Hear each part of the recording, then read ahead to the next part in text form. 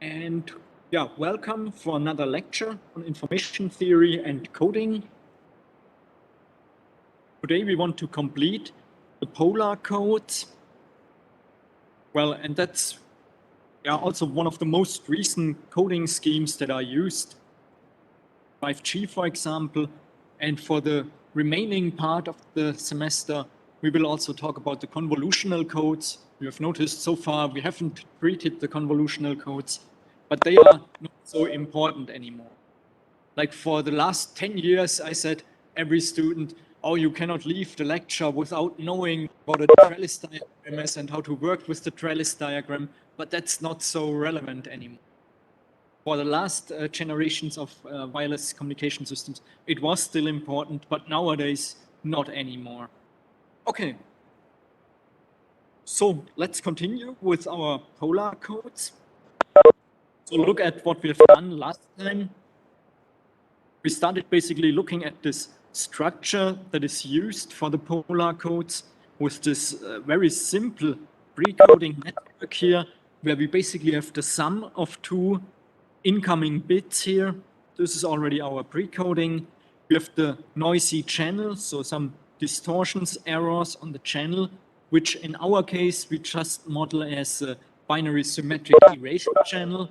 So where we can have the correct transmission or a wrong transmission towards the so-called erasure symbol with probability P.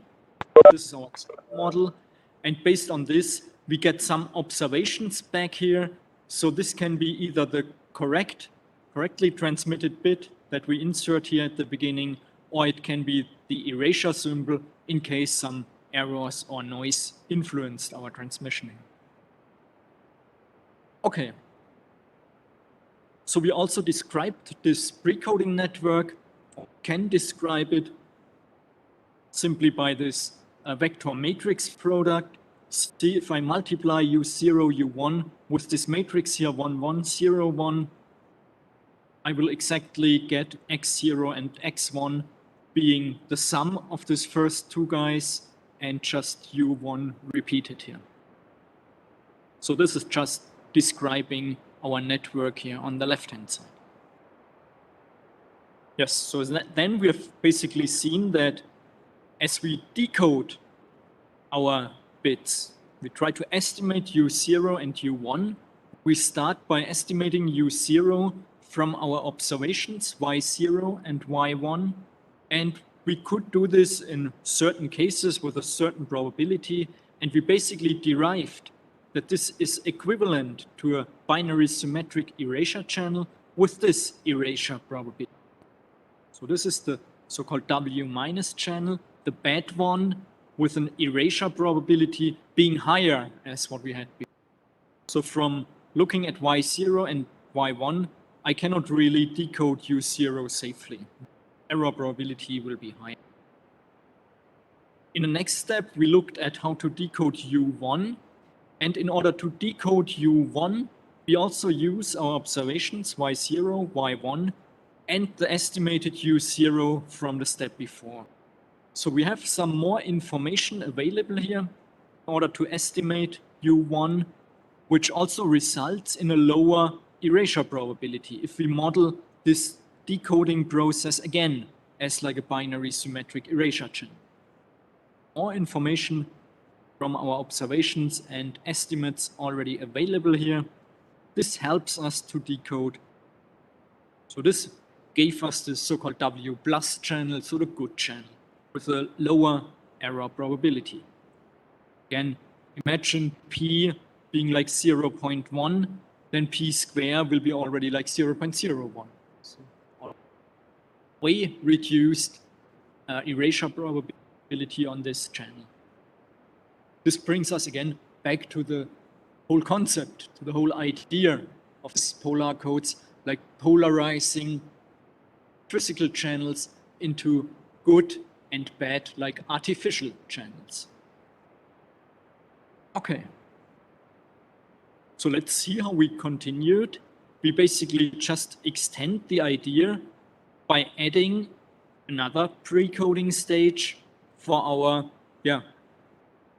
basically artificial channels from the step before. So from the step before, we have a W minus and a W. Let's use the two W minus channels. We have these two red channels, and I want to apply the same principle as I did before, now also on these two red channels. So again, they will see an input added with another input channel, and the second input goes directly to the second channel, and again we will get two noisy observations, from which we will estimate again this first input, and here in this case number 3.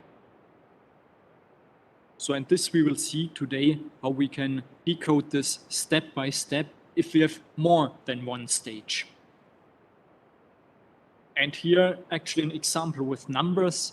If I assume a erasure probability of 0.2 on the physical channel, and I apply this idea like such that I get 4 of these artificial channels, I will get the error probabilities as listed here. Always from the channel underneath, I can calculate the new one, which results in this error probability. So you see, we already get a very, very good channel, this P++. Also here, this P plus minus is fairly good with 0.08. Also the 0.13 is still better than the one before. And we end up with a really bad one, like with almost 60% erasure probability. So we get more or less useful channels. If we drive it to the extreme, like what we've seen before, if I use like 1 million sub-channels, I get really the perfect polarization into very, very good channels, like with error probability going towards 0, and the very bad channels, like with erasure probability going towards 1. Yes, here's a question.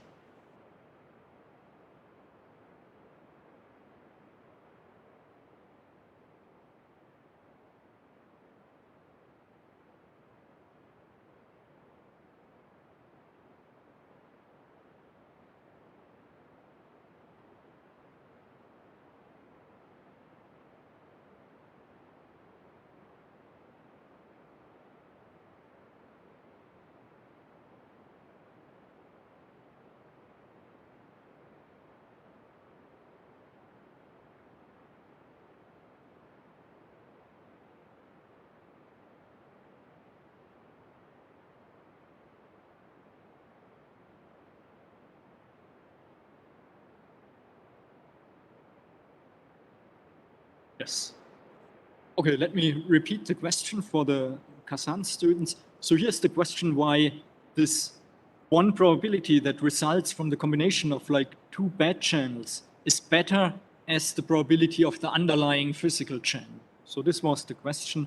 And this basically just results from the numbers. So let's look at this.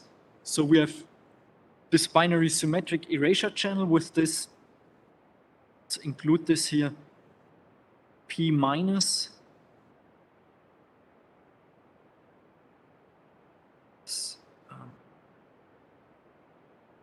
Solve this first.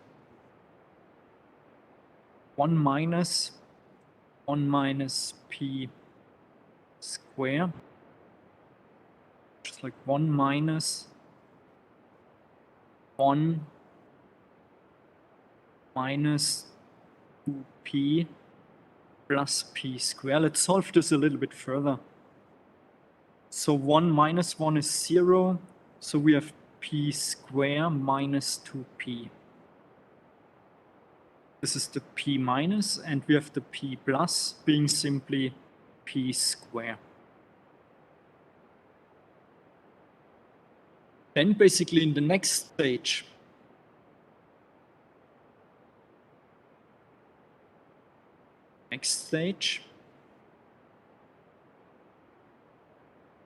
we get like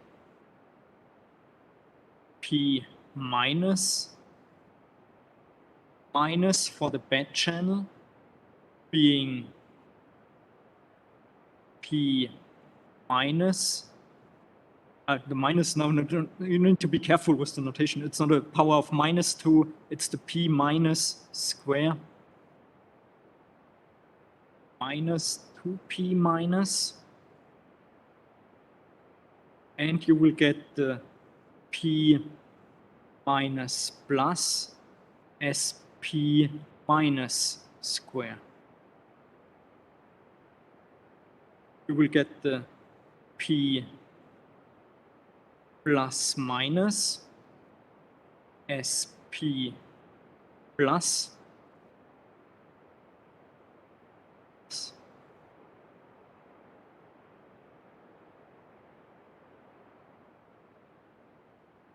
SP plus square minus 2 plus, and you will get the P plus plus as simply P plus square.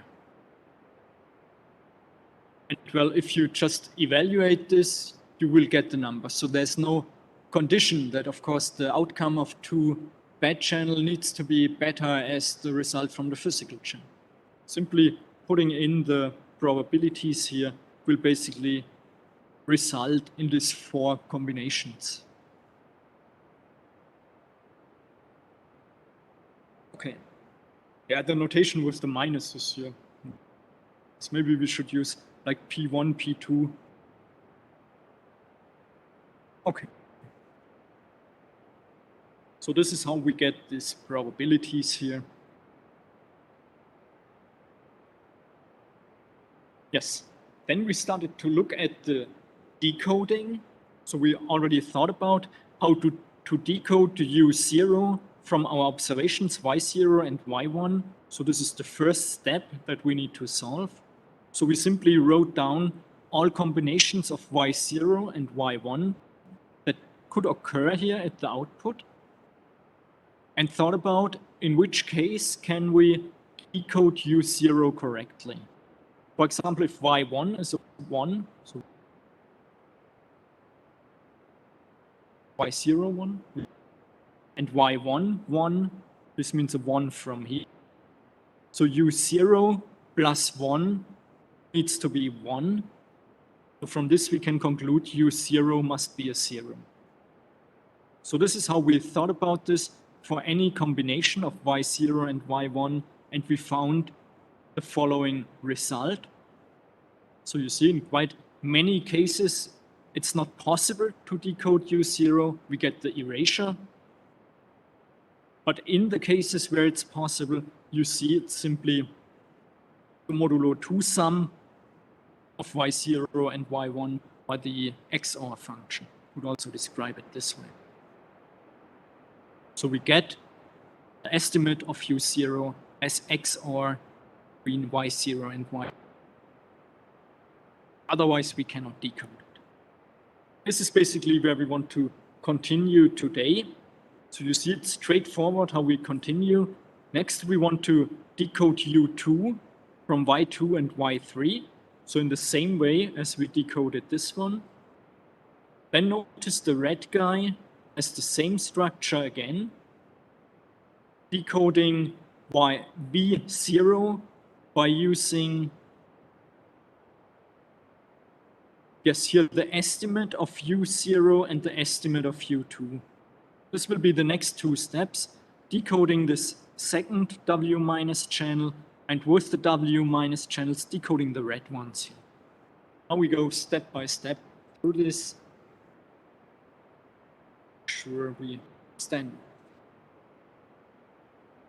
Okay, so let's draw this once more.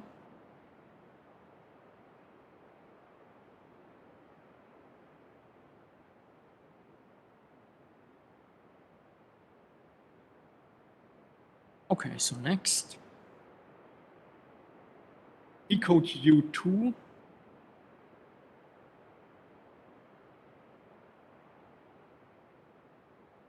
from the observations Y2 and Y3.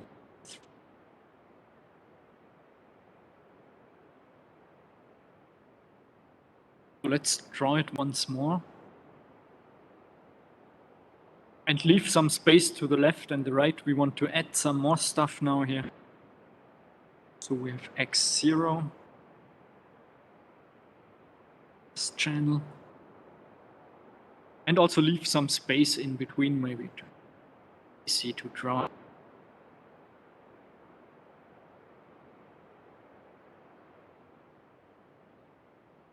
were still our physical channels W. 4 of them. Like imagine 4 time slots.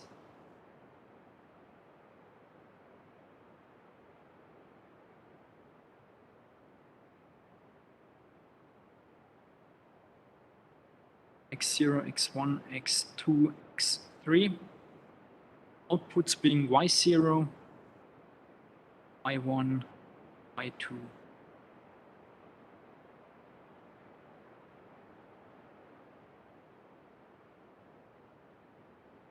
We have this recoding networks that we know. Twice the same structure. Just adding this guy here.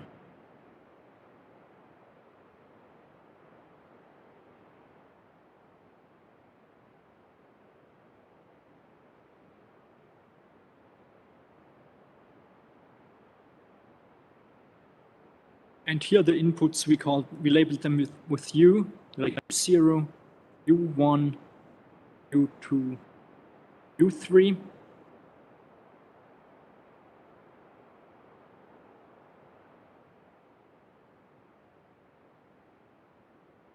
And let us look at what we've already done.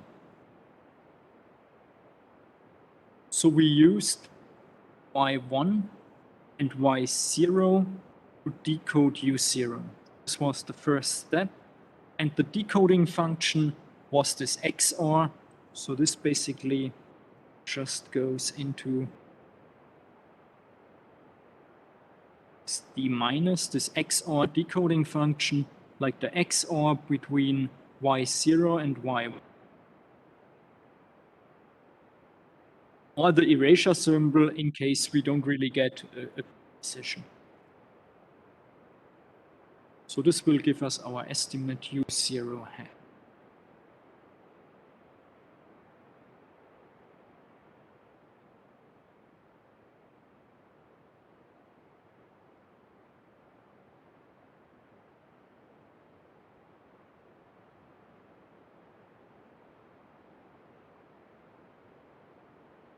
Well, and it's straightforward to do the same for the other 2 channels.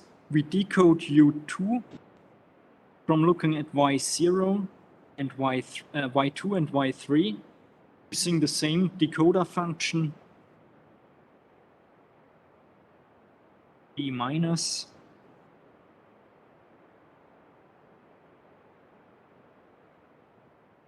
This will give us an estimate for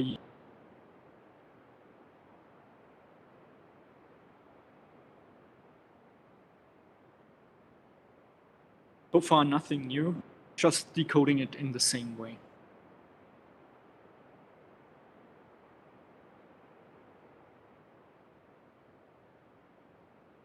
Let us look at the next channel basically. So we want to apply the same idea again.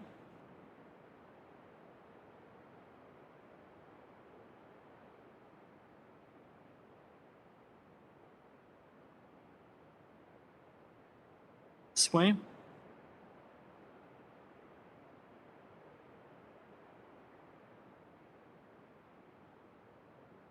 It's like with B0, B1, 2.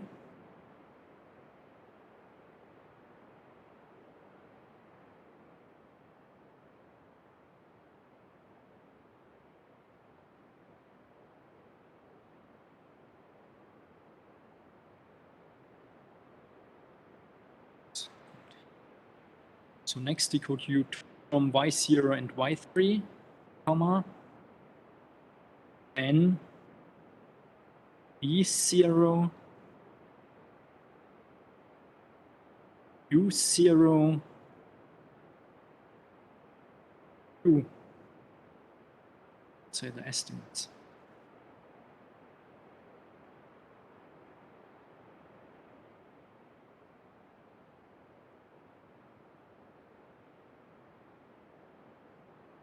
So this means now we use here observation,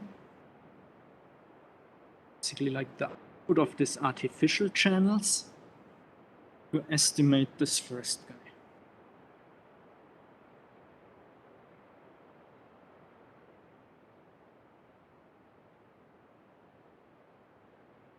And you see, it's basically just the same, just in between. There's not the physical channel, but the artificial channel, like the W minus channel. Just the W minus channel.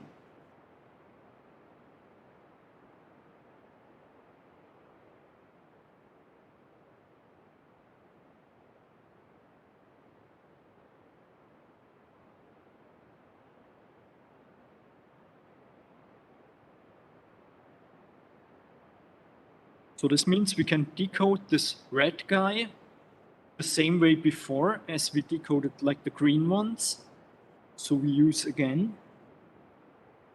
the same decoder function.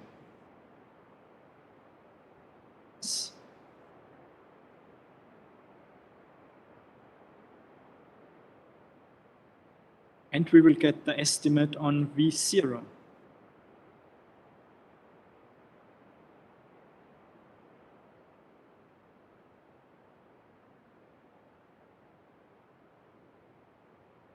So the same idea again, decoding the W minus channel.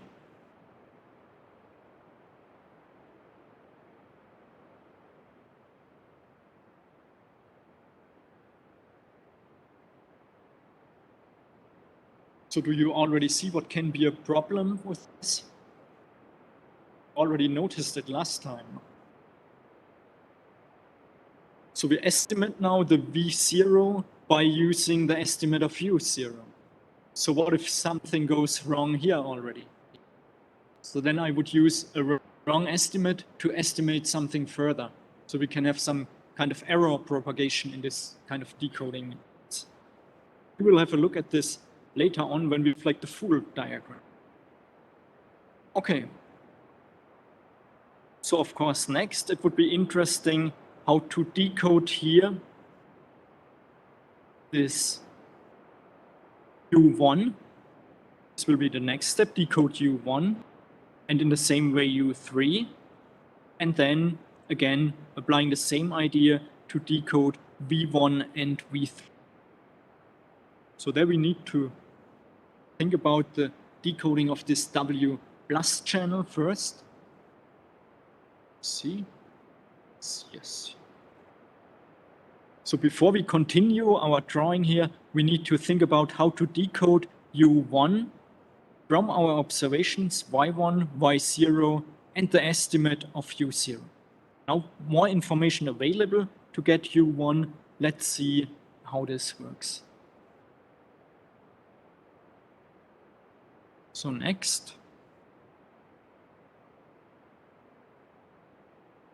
decode U1 using Y0, Y1, and U0 hat.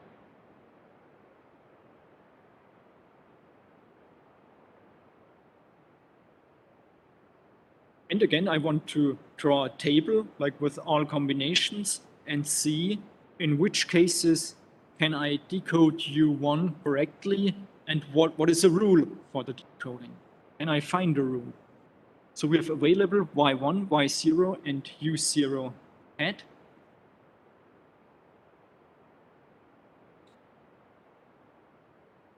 Zero hat. And I want to decode U1.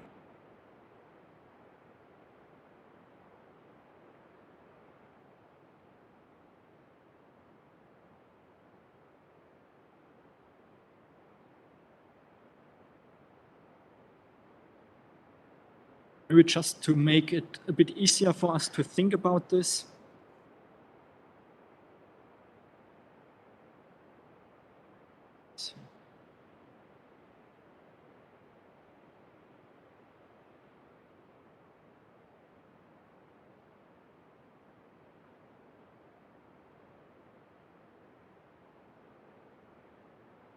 So Y0, U0, estimate of this one, and we are interested in U.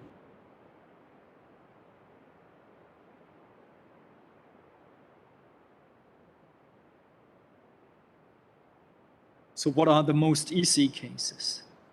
Obviously, the most easy cases are we have no erasure event on this second channel. Then our observation Y1 will be exactly U1 what we are looking for. So if we observe Y1 correctly, we are done.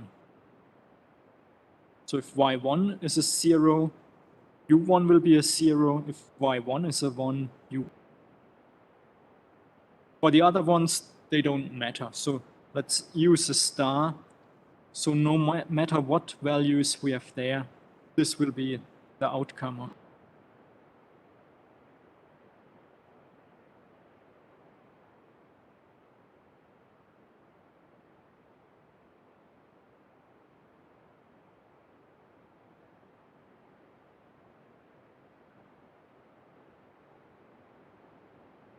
This was the case where we have no erasure event on the second channel. So the next case is somehow must have an erasure event on the second channel.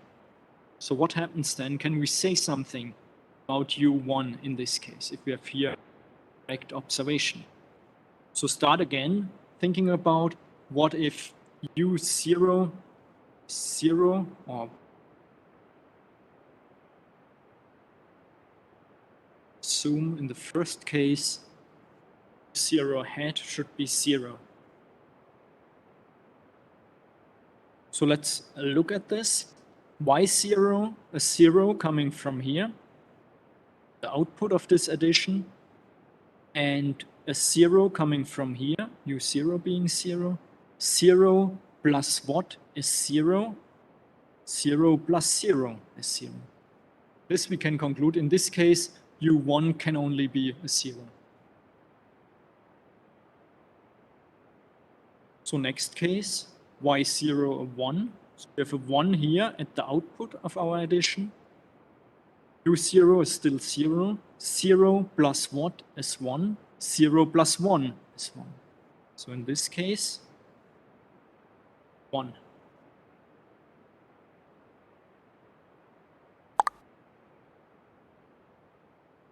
Yes. So here's the question to explain it again. So now we have the case, still erasure on the second channel. This means we do not directly see the value of U. So we must somehow conclude on U1 from our Y0 and U0, or the estimate of U0. So we assume now the case where Y0 is 1. So obviously no erasure happened on channel. So this means here we also have a 1 in front of the channel. We have an estimate of U0 to be 0. So we assume a 0 coming from here. So 0 plus U1 needs to be 1. And this can only be true if U1 is a 1. So this we can basically conclude from this addition, knowing two values of this addition. Just one element is missing, so we can simply deduce.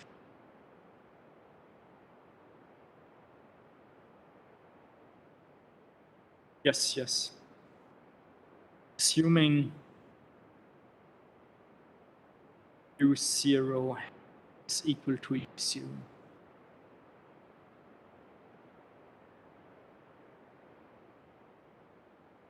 We will comment later on what happens when this estimate is wrong. Yes, one more question.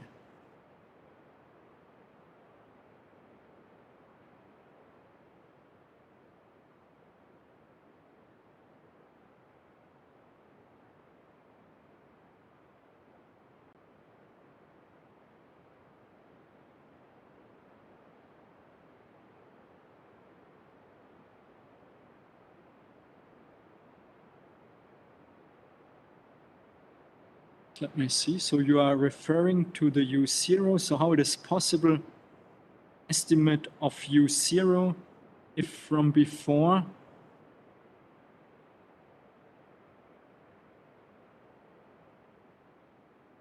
see? Yes, I understand your point. Before we used Y0 and Y1 to estimate U0. And we have seen that we can only estimate it correctly if no erasure occurs. Otherwise, we would decode it wrongly. Now we basically assume we decoded U0 correctly, but at the same time assuming we have an erasure for Y1. Yes, you are correct. So this is a case which in practical system could not occur. Because in this case, where Y1 is unknown, we actually wouldn't have been able to decode U0. Yes, you are correct. Let's mark this. Tension.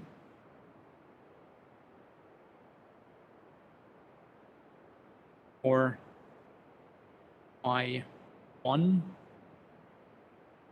question mark U0 could not be decoded.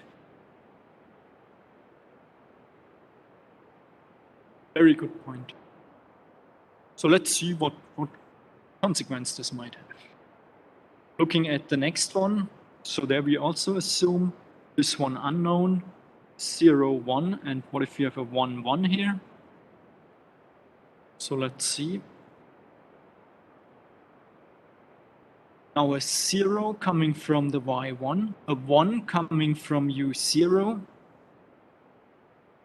So 1 plus what is 0? 1 plus 1 is 0. And in the next case, we have a 1 coming from here, a 1 coming from here. 1 plus what is 1? 1 plus 0 is 1.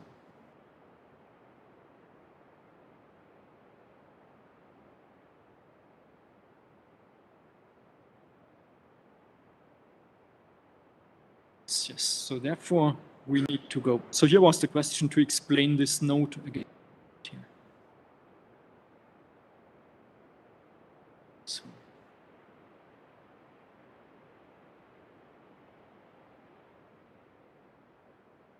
So notice here, good student realize this immediately. To decode U0, we need to know Y0 and Y1. In case we have an erasure symbol, either on Y0 or on Y1, we basically are not able to decode it. And now we said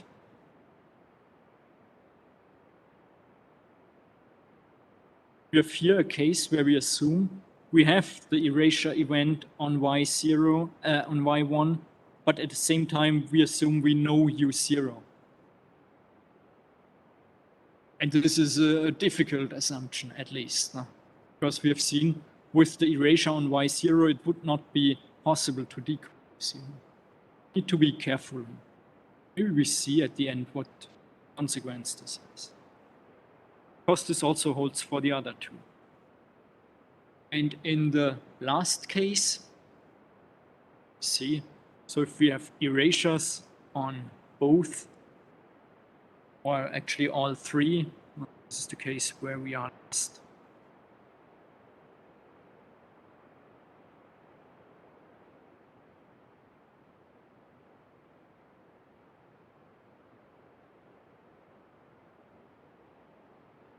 See, if we assume this decoding now here, just we directly have the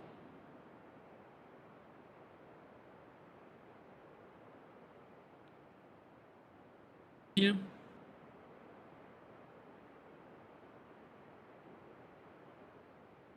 And in case we have the erasure, we have the value of Y0. Here again, we have an XOR if we look at this ones.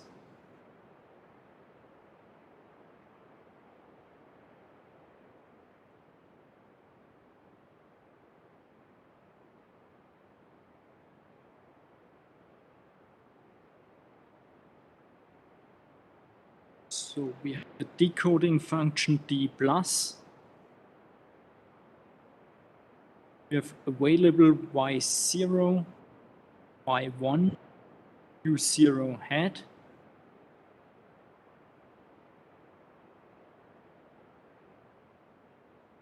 Do is basically we get U1 to be Y1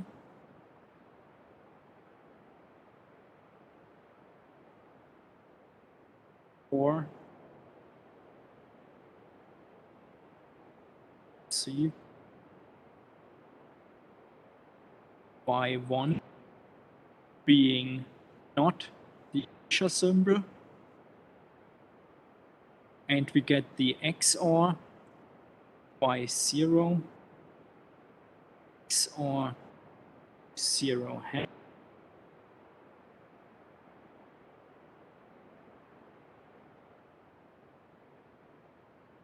Y1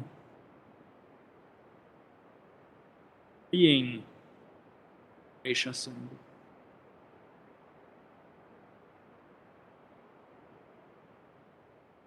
And the erasure element is.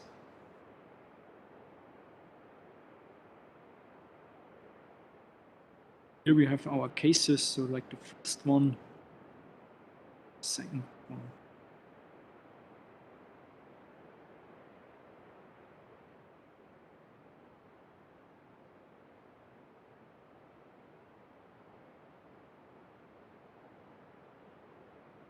So by using Y0, Y1 and U0 hat, can get the estimate of U1 based on this description.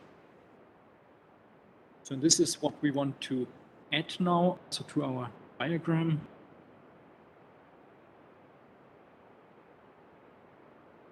Back here.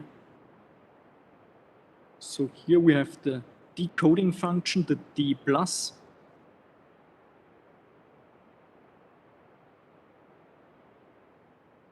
So it uses Y0, Y1,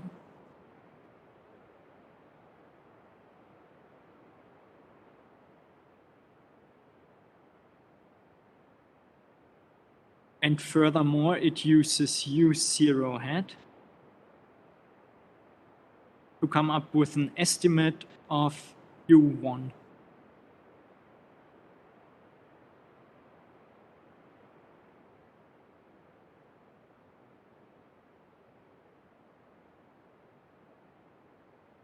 This will be how we get an estimate from U1 using U0 hat,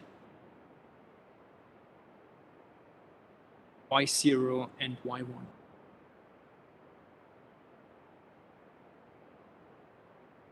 I think there we also get the point of your comment, as we see that U0 hat is used here for the decode.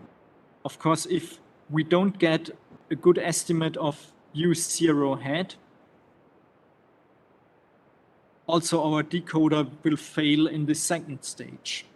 So if I make a mistake in the first step, if I cannot decode U0 correctly, then things will go wrong here. So I get this error propagation, but if one bit is wrong, then anyhow my block will be lost. I will get a decoding error. I cannot avoid this. So the idea is again driving this polarization so far that I transmit my information bits only on the very good channels. So where the probability of error is very little. So using the good channels for information bits will make sure that also here the decoding will very likely be correct.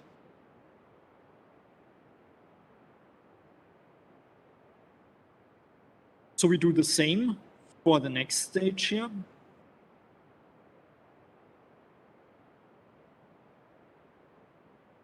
Using again Y0, Y3, plus the estimate of U2.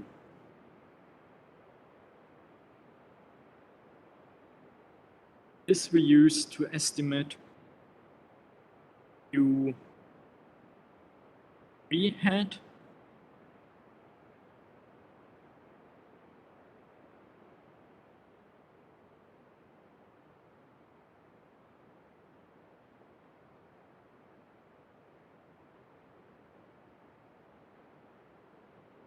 And then we simply same thing again. Basically to estimate, see what goes next. So I have the same pre-coding here.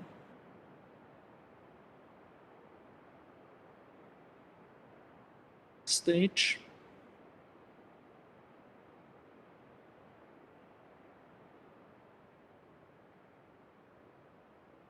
V1 and V3.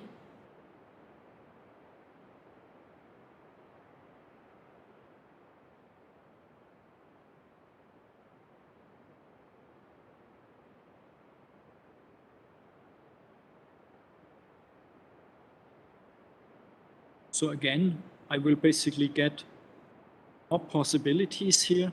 So the red one that I've drawn already, I will get another red one for the two other subchannels. So on. So let's see. So we can code basically the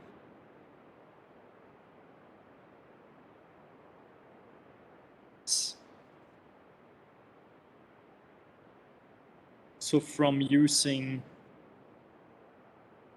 U2 head, U0 head, and V0, and do this to decode V2. So here goes in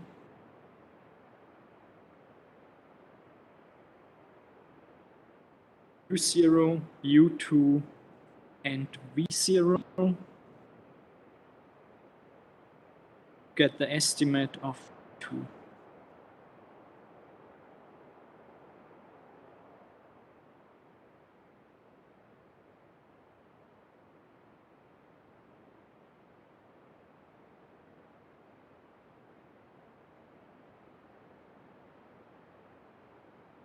Yes, and the same for the remaining channels, basically.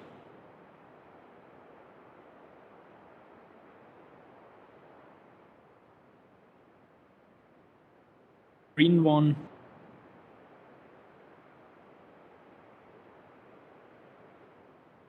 First. This one here. The minus.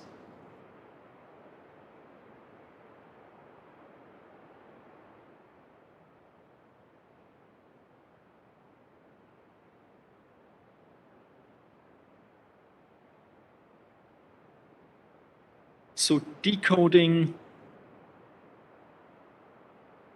this one now from the green one, think the green one here. Coding V1 from looking at U1 head, U3 head. It's to go in here.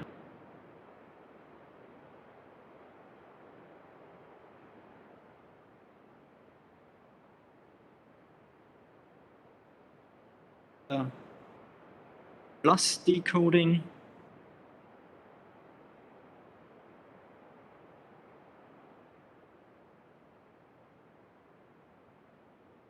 V3 head.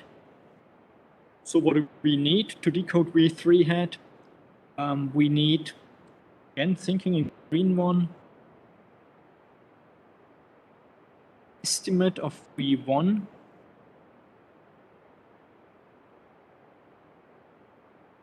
This goes in here. We need our observation like U1 head. This goes in here. And we need U3 head.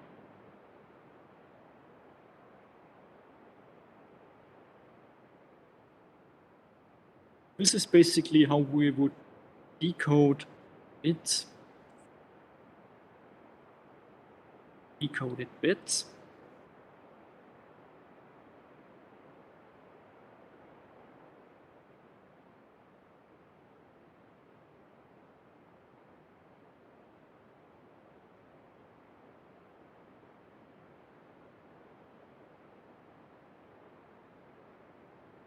And also based on your comment, let's add a remark here. You're aware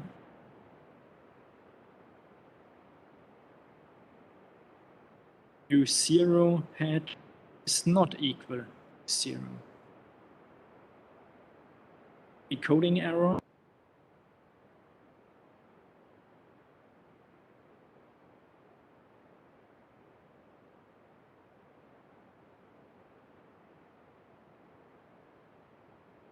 The error will propagate.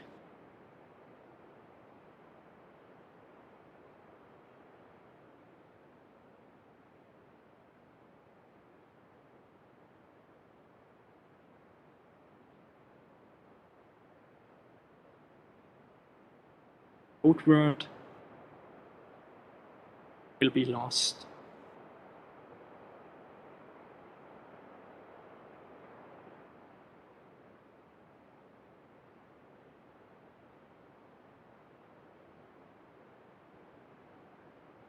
So this problem doesn't really occur in this drastic form in practical systems, because in practical systems, what you would do, you will not work with a binary erasure channel. You will work again like with an additive white Gaussian noise channel. Then what you are dealing with here at the outputs will be again like log likelihood ratios. So you are dealing here with probabilities, and you get more or less reliable estimate of U0. Like with a certain probability, it will be a 1, or with a certain probability, 0. So in practical systems, you would work with probabilities with log likelihood ratios here at down. This will, of course, make the decoding even more complex. This is why I went back to the more simple channel model of the binary erasure channel to explain the principle of this decoder. So how we estimate basically our input bits from the observations, or in the next step, from the observations and from the estimate before. More information available, better decoding. So to illustrate the principle, this is fine, but for practical systems, we would need to go deeper there and actually see how log likelihood ratios are processed here in the decoding stage to come up with estimates for our actually transmitted bits. So practical systems, it's a little bit more complicated.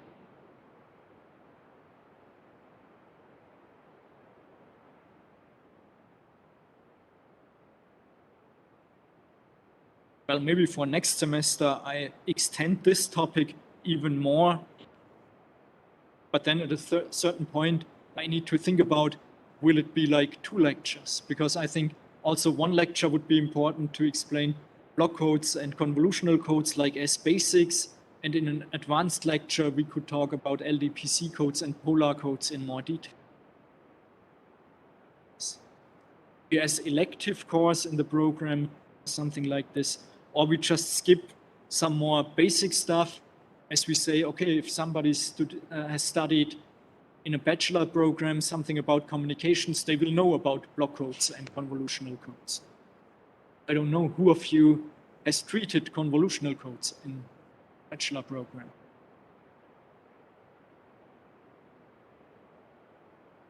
You did? Sure. Okay. Yes, okay. So that's it so far for the polar codes. Do you have questions related to this one? Of course, you see how this would continue. You would use this structure again twice and adding the same stages for the pre-coding and decoding in the same way. So you would scale it up just this way.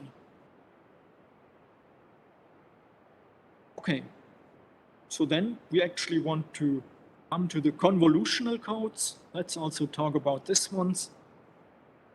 Yes.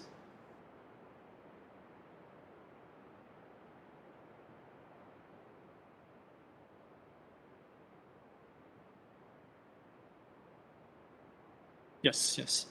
So here was the question, where do we actually send our information bits and where to send our frozen bits? And let me therefore go back to this one here.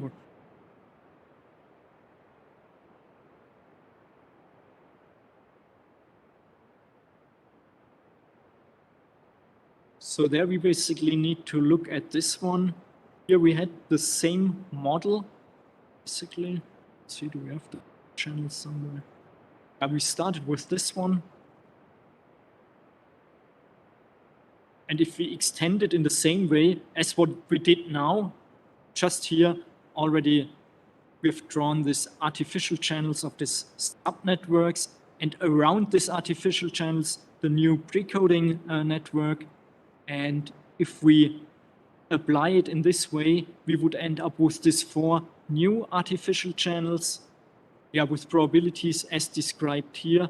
So we would transmit our information bits on the 2nd and 4th channel, basically, and frozen bits on the 1st and, well, depending on the code rate that we want to use. This would result in a rate 1/2 code. We could also decide, let's transmit 3 information bits and only 1 frozen bit. This would improve our code rate, but it would be more sensitive again to errors. So for a rate 1/2 code, use the 2nd and 4th. Let's go back again.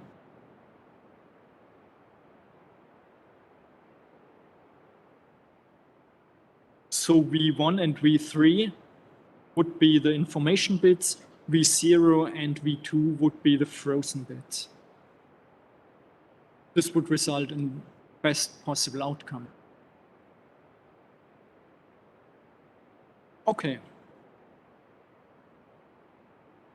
One student asked if next semester is a change in the module. Probably not. I need to think about this. And of course, if we change the module, somehow it also needs to fit with the lecture schedule. And as I said it now, we move the LDPC codes and the Polar codes to the elective courses. We would move very important stuff to the elective courses. I'm not sure if this is really a smart idea. Think about this. Okay.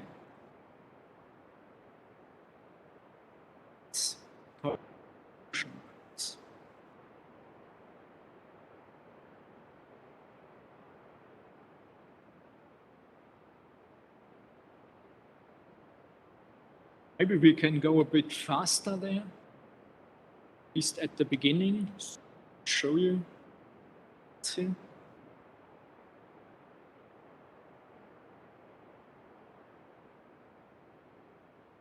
Okay.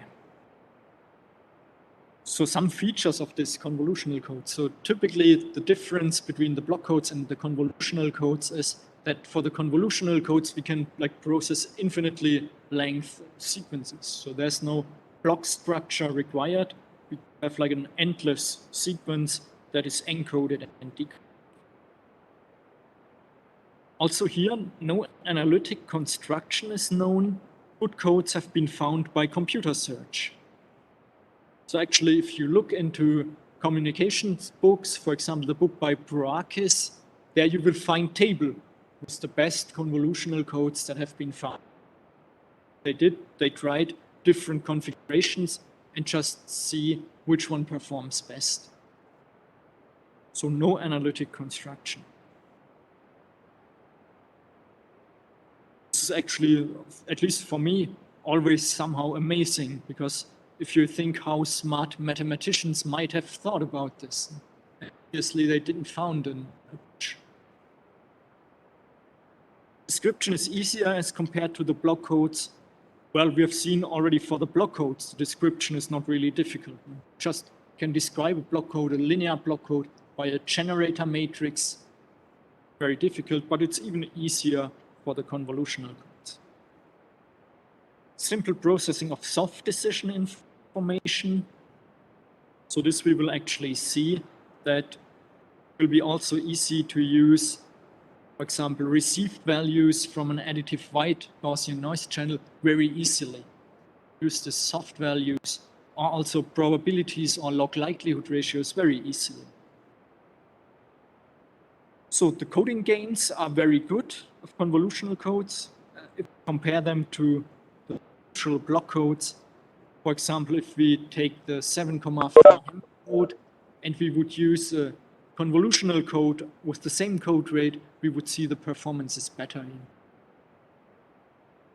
So this is also why they have been used in 3G and 4G wireless systems. Easy implementation via shift registers. Also, this is usually a typical point where we should look at how is the complexity. So can we implement this easily? Can we implement it efficiently?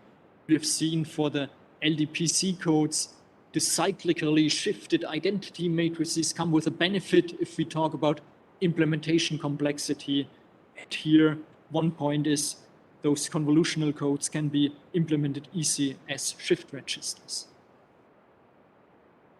Okay, and then we basically already see how these codes are defined.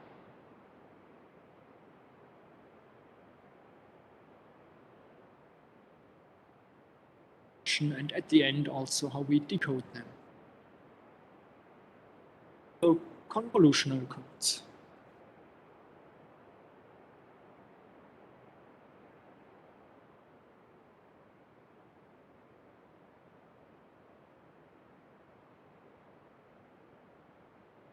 And before you wonder why we treat them right at the end of the lecture, used in G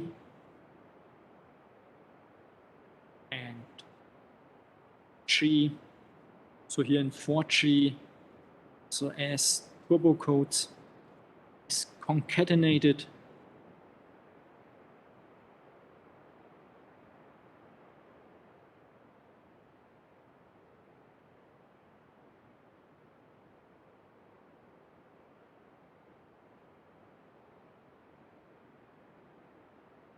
and also here the note in 5G replaced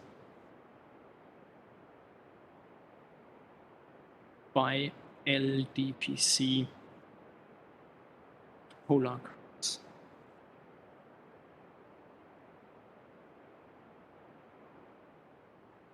This just as explanation why we shifted the conjecture.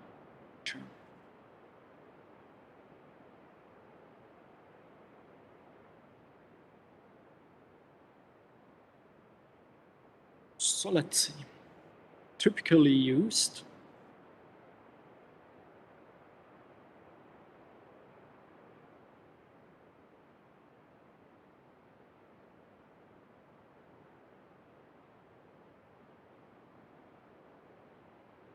by N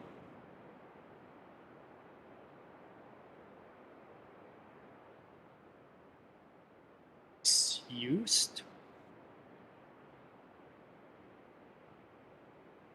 one input bit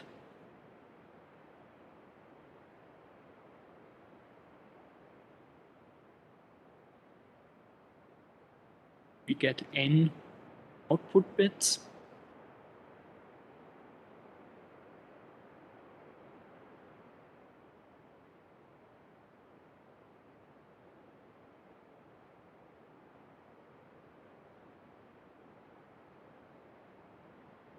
This can explain very easily.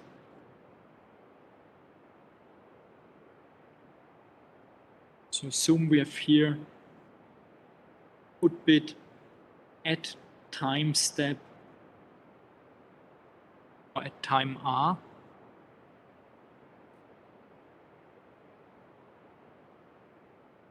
Then here will be the one before UR minus 1. R minus 2. So this is like the current input bit.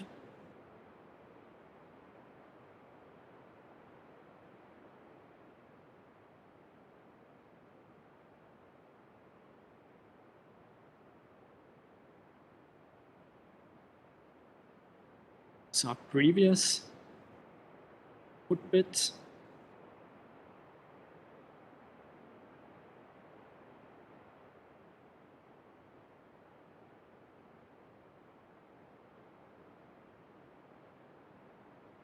And if we take in our example, e.g. rate 1/3 code, for each input bit, we will get three output bits. Let's illustrate this way.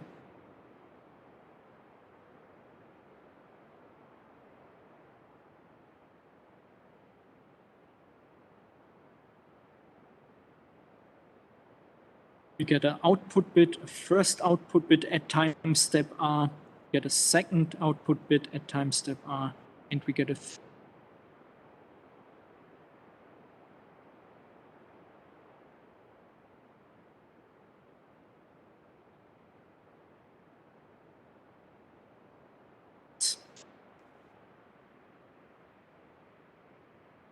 encoded bits.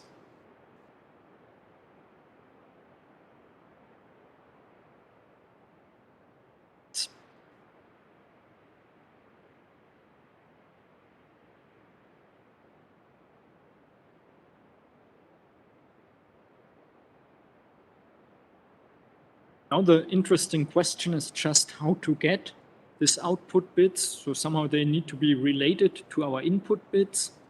And of course, the output bits are again somehow calculated as a linear combination of my current input bit and the previous input bits.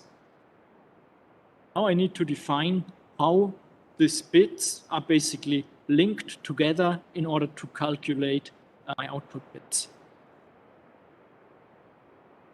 So you could also imagine in this way, so the information being spread over several input bits is now somehow computed into several output bits. And at the end, we will be able to extract this information again back out of these output bits and estimate our inputs. So this will be then the task at the receiver. But first, we somehow need to link these bits together.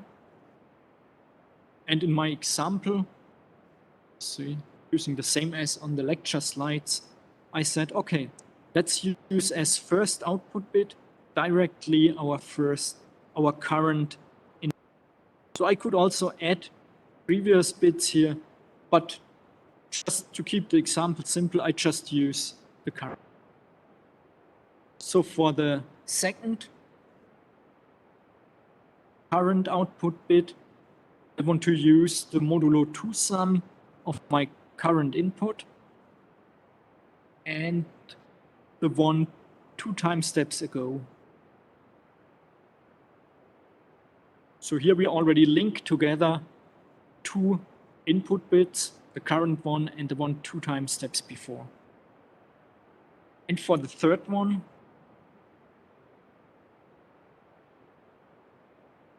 I link together the current input, actually all of them.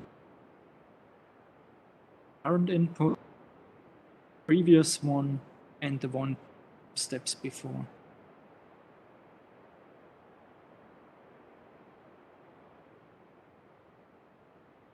So here we basically have linear combinations.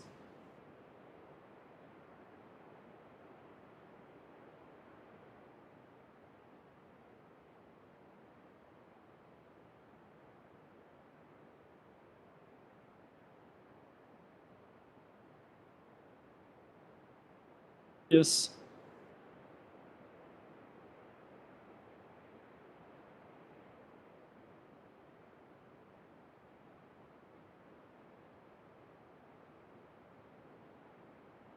Input bits.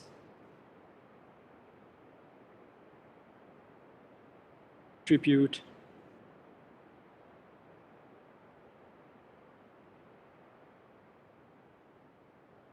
Decoder output.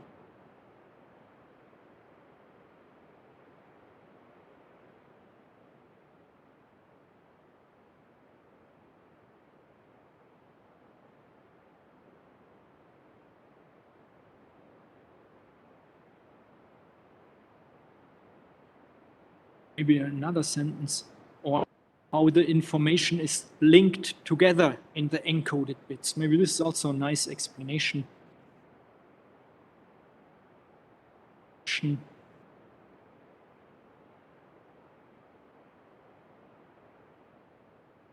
It's linked.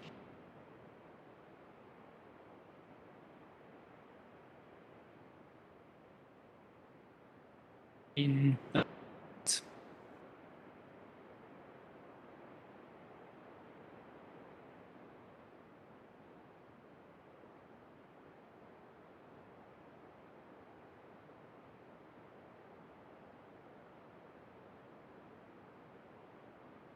And this is simply defined by so-called generators. So the generators describe these linear combinations.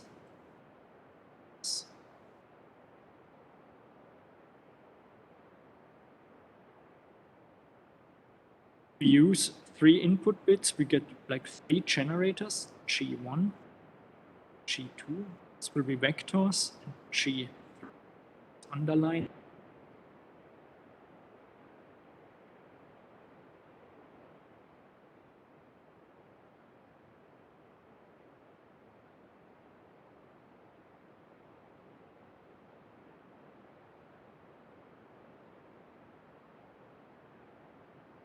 And we simply get a link between the input bit and the output bit if we have a 1 in the generator.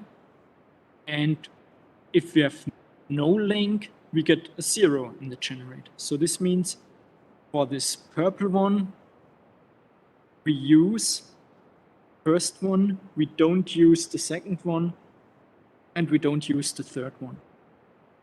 So this means our first generator will be 1, 0, 0. For the blue one, we use the first one, we don't use the second one, we use the third one. So the generator for the blue one will be 1, 0, 1. And the orange one, we use the first one, use the second one, the third one, generator will.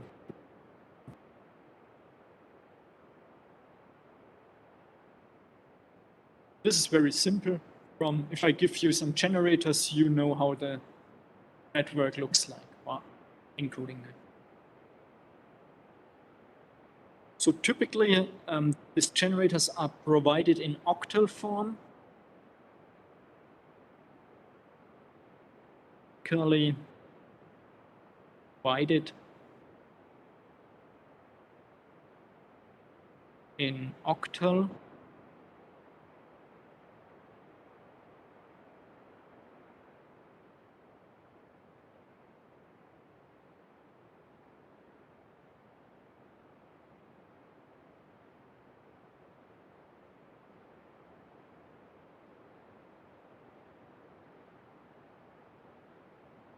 If we convert this to octal,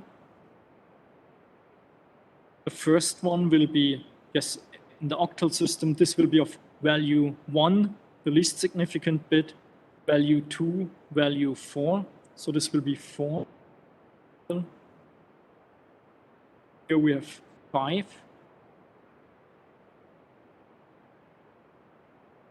And the last one will be like the highest octal number, 7.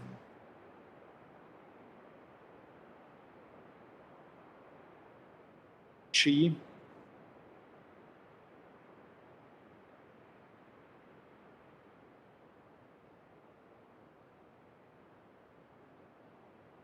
KISS. Digital communication.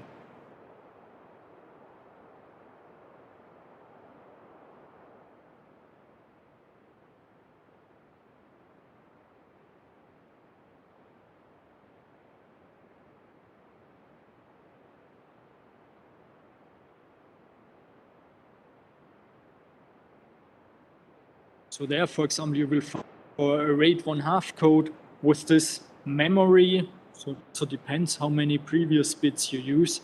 The best possible code is like the 5,7 code.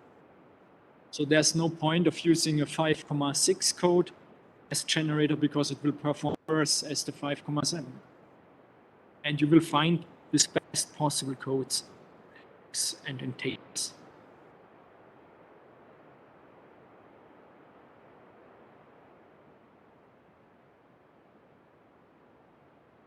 No.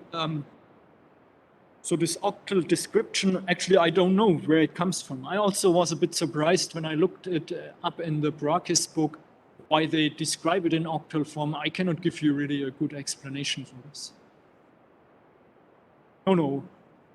It's independent of the code rate here that this is provided in octal.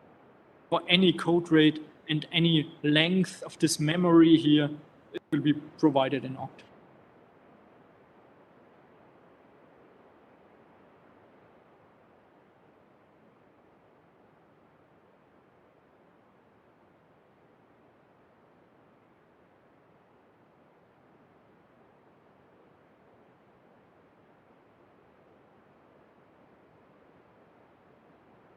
Yes, yes.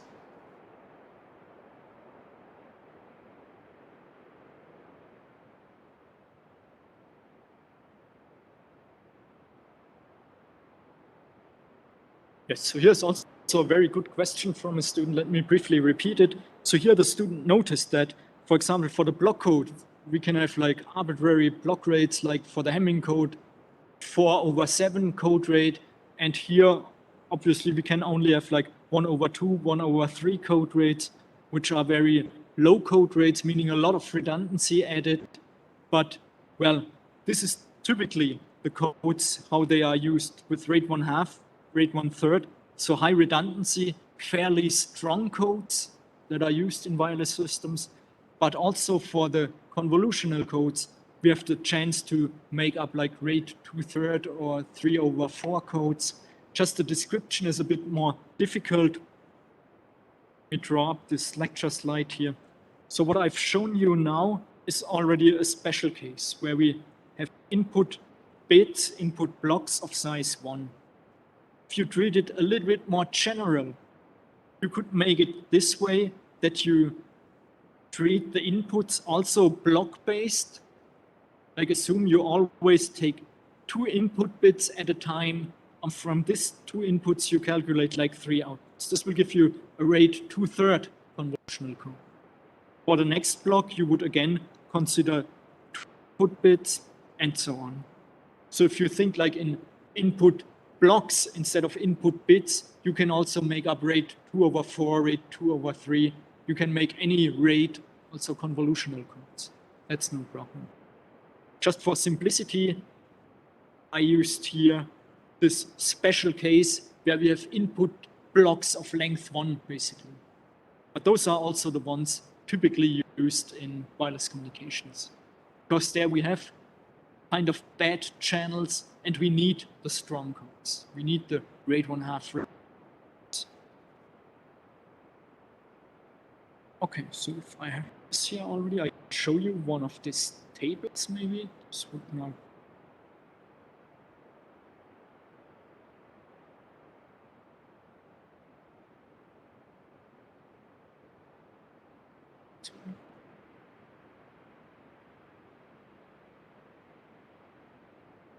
so here, it's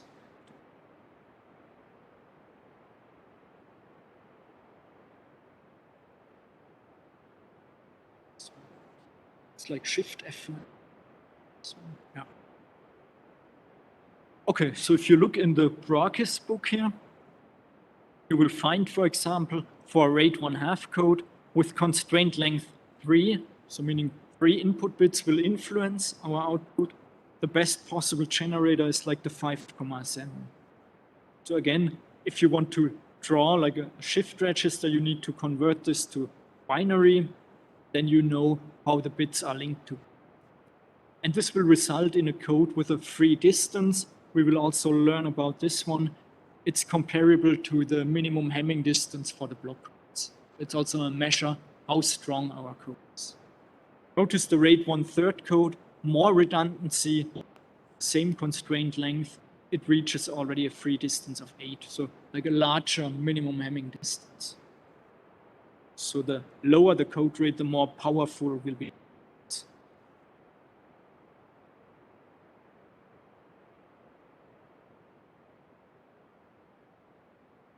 Stuff. So for example, in GSM,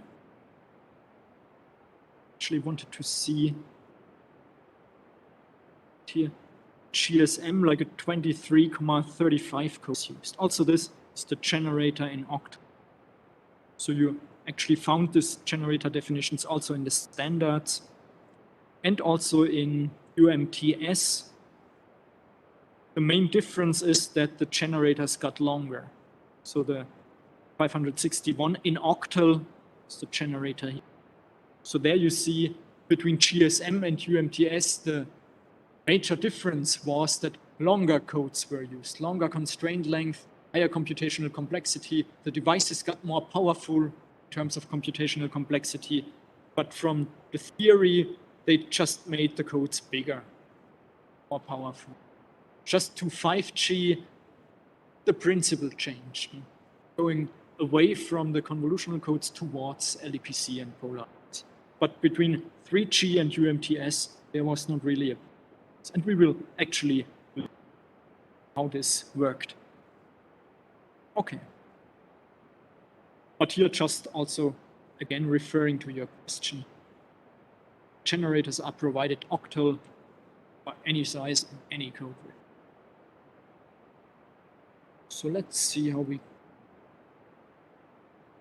I noticed I didn't mention the memory and the constraint length. We also should do it.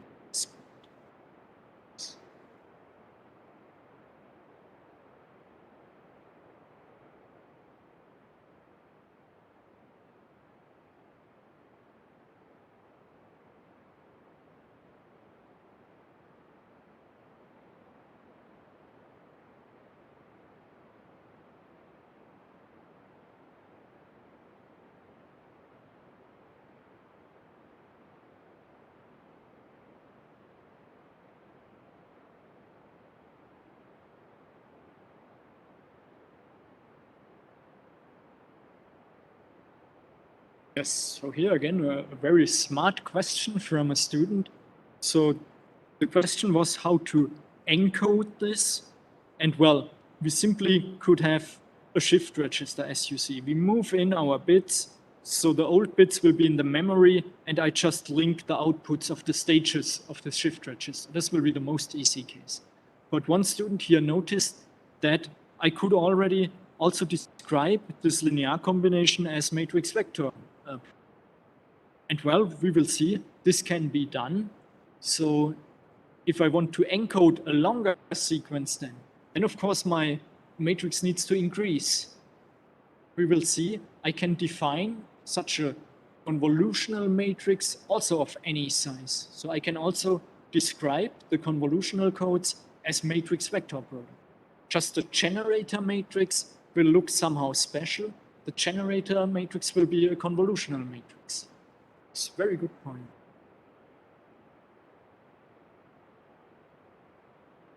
So, but we are thinking about basics of. So let's see how we can encode these codes, encode structure.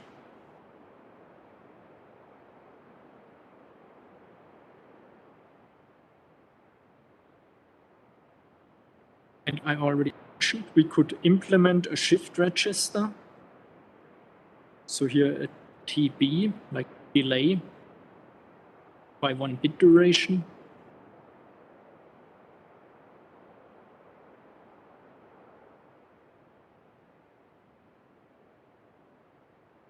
If we stick to our example, then here we would have the current input bit, UR. With here 1 bit duration delay, the output of this guy would be the previous one, UR minus 1, and here we get UR minus 2. So in the shift register, we have stored these bits. And of course, from this, we can link them together. So I want my first output to be just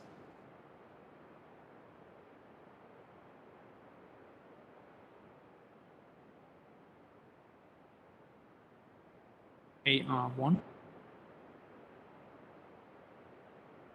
Want the second output to be AR plus AR minus 2.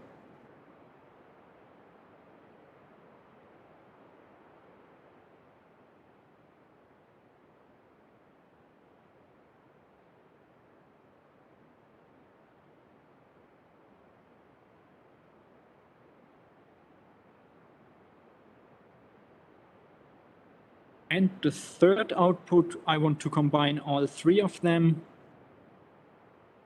This depends a bit on this. This way.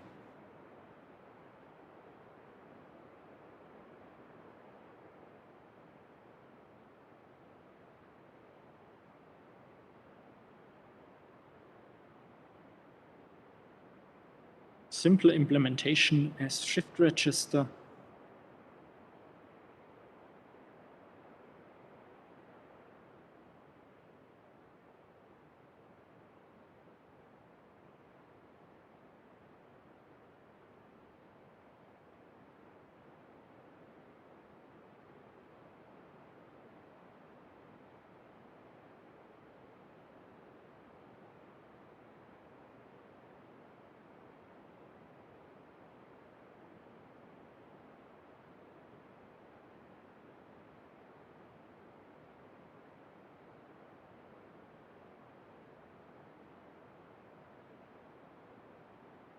Let's take the comment here from our smart student. That's right, it can be also described as matrix vector product.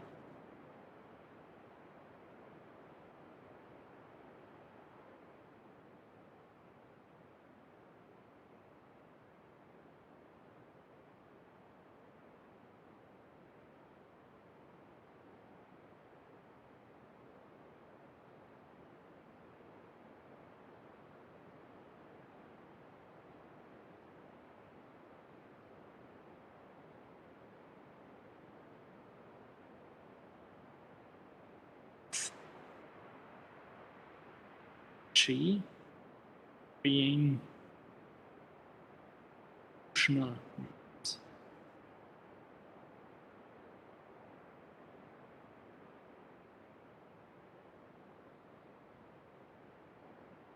Sure, if you did stuff like this in linear algebra, you will have such a kind of band structured matrix. So you can also describe like a discrete convolution as a vector matrix product.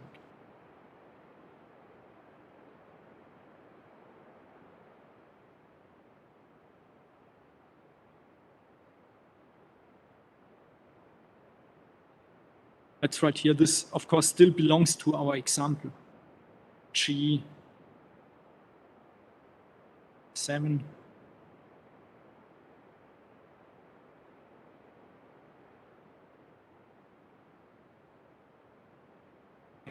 Let's define some more here. We have the constraint length.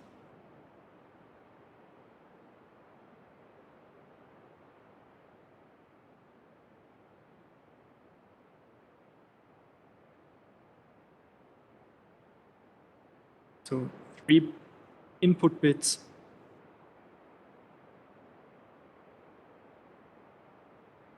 Influence or current out.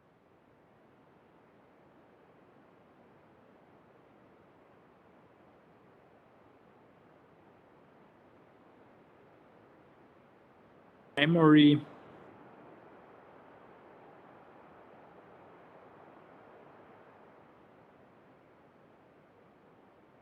MB. Bits in the memory.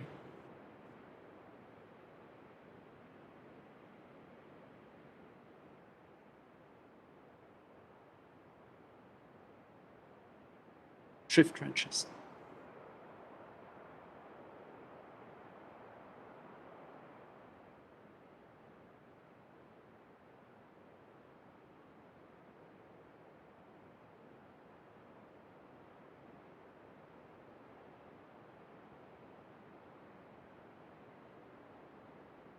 Code will become more powerful if I link more bits together. So if I increase the memory, I get my information,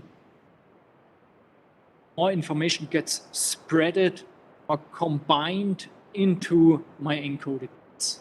So at the end, at the decoder, I will see one observation which might contain information on 10 of the encoded bits. So this helps to spread the information along several output bits. Okay. So what else do we need to talk about? The states of the shift registers. States. Shift register.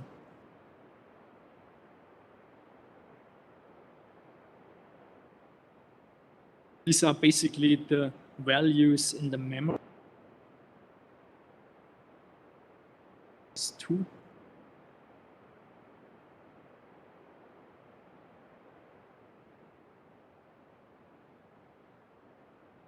So with state of length 2 bits in my shift register in the memory, I can get 4 possible states: S0, S1, S2, S3.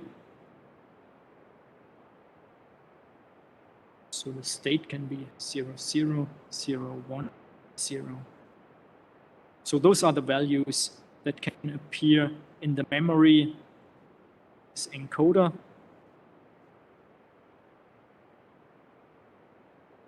Always, if we start encoding, we usually assume that the register is initialized with zeros, because otherwise this would be a question: what's in the state of the register before we start?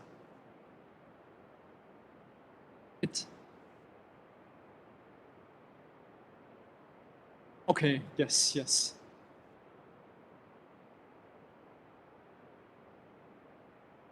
There's actually also a class of convolutional codes where the initialization is not done with zeros, but we have to see how far we get.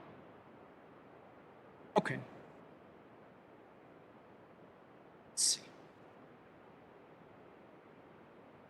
So next, basically, we would start talking trellis diagram.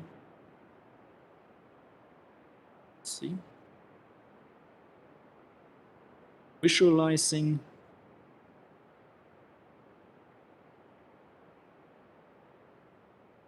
Encoding.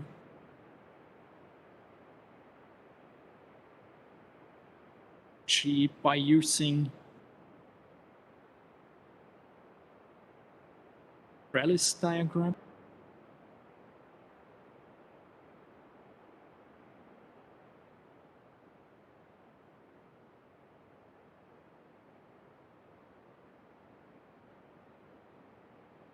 There we simply draw the states. Let's make it here. So we have 4 states. State 0, 1, 0.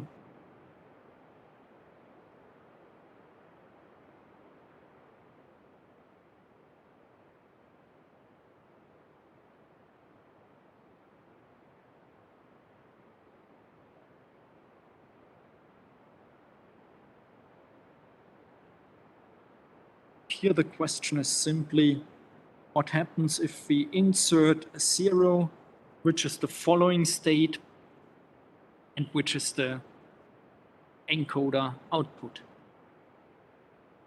But this is basically where we want to continue next time. Feel free already to have a look at this. It's nicely described on the lecture slides, and I think it's not too difficult to extend this. So yeah, as I say, there we want to continue next time to see how this trellis diagram is generated and what information it creates. Okay, there are questions related to convolutional codes. Okay, so then thank you for your attention and have a nice afternoon. See you on Thursday. Goodbye.